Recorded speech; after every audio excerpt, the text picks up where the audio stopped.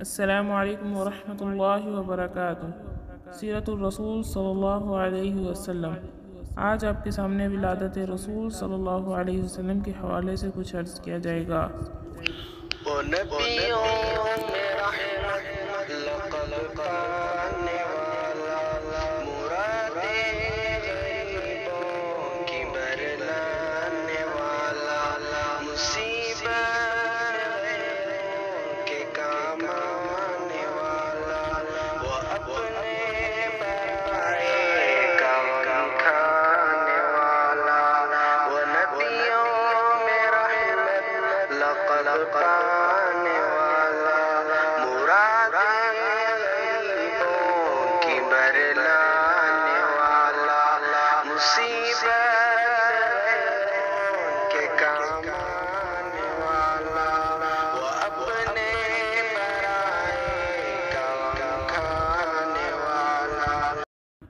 رسول اللہ صلی اللہ علیہ وسلم مکہ میں شیب بنی ہاشم کے اندر 9 ربیع الاول 2 شنبہ یعنی سوموار کے روز صبح کے وقت پیدا ہوئے۔ نبی اکرم صلی اللہ علیہ وسلم کی تاریخ پیدائش میں اختلاف ہے۔ بعض کے نزدیک 12 ربیع الاول بھی ہے، لیکن 9 ربیع الاول کا قول زیادہ صحیح ہے۔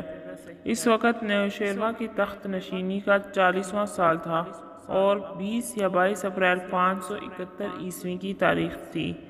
ابن سعد کی روایت ہے کہ رسول اللہ صلی اللہ علیہ وسلم کی والدہ نے فرمایا، جب آپ کی ولادت ہوئی تو میرے جسم سے ایک نور نکلا جس سے ملک شام کے محل روشن ہو گئے۔ ولادت کے بعد آپ کی والدہ نے آپ کے دادا عبد المطلب کے پاس پوتے کی خوشخبری بھجوائی۔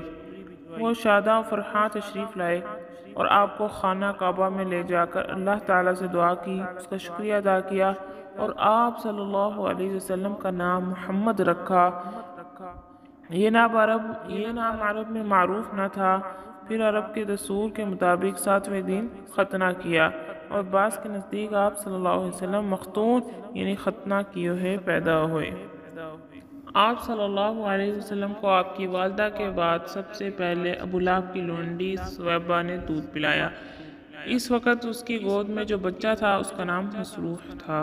سویبہ نے آپ سے پہلے سیدنا حمزہ بن عبد المطلب یعنی آپ کے چچا کو اور آپ کے بعد ابو سلمہ بن عبد الاسد مخزومی کو بھی دودھ پلایا تھا۔